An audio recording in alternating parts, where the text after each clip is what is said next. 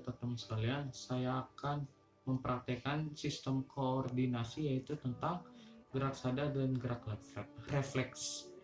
Gerak sadar adalah gerakan yang terjadi karena proses yang disadari. Impuls pada gerakan sadar melalui jalan panjang, yaitu dari reseptor ke saraf sensori, dibawa ke otak untuk selanjutnya diolah ke otak. Kemudian hasil olahan oleh otak berupa tanggapan dibawa oleh saraf motorik sebagai perintah yang harus dilaksanakan oleh efektor.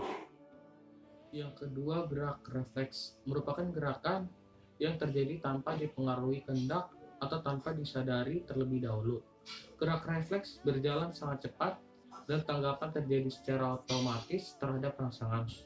Rangkaian atau jalur saraf yang terlibat dalam aktivitas refleks disebut lengkung refleks, yaitu terdiri dari 5 komponen dasar. Yang pertama itu reseptor, yang kedua itu jalur aferen sensorik, yang ketiga itu pusat pengintegrasi, yang keempat itu jalur aferen motorik, yang kelima itu efektor. Respon merespon stimulus yang merupakan suatu perubahan atau kimia dalam lingkungan reseptor. Dalam respon stimulus, reseptor mengubah energi stimulus menjadi energi bioelektrik, disebut potensial reseptor. Ia berbentuk potensial bertingkat. Potensial reseptor ini akan dirambatkan ke pusat pengintegrasi refleks dasar. Pusat pengintegrasian memproses semua informasi yang dapat diperoleh dari reseptor tersebut, termasuk semua informasi dari input lain. Kemudian membuat suatu keputusan tentang respon yang sesuai. Instruksi dari pusat pengintegrasi diteruskan melalui lintasan eferen ke efektor atau suatu otot atau kelenjar yang melaksanakan respon yang diinginkan. Saya akan mempraktekkan contoh dari gerak sadar. Yang pertama itu ketika kita ingin belajar, jadi kita akan melakukan suatu tindakan. Yaitu kita akan mengambil buku dan membacanya.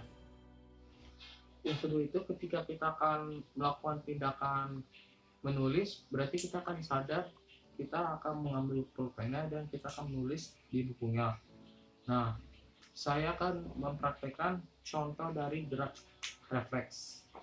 Yang pertama itu saya akan mempraktekkan yaitu gunting kuku.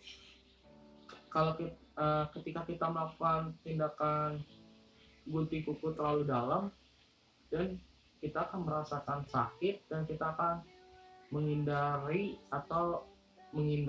dari gunting kuku yang terlalu sakit.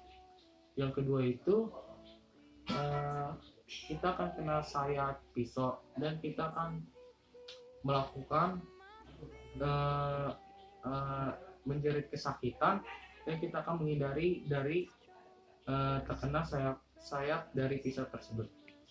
Sekian praktek dari saya tentang koordinasi, yaitu gerak sadar dan gerak refleks. Terima kasih.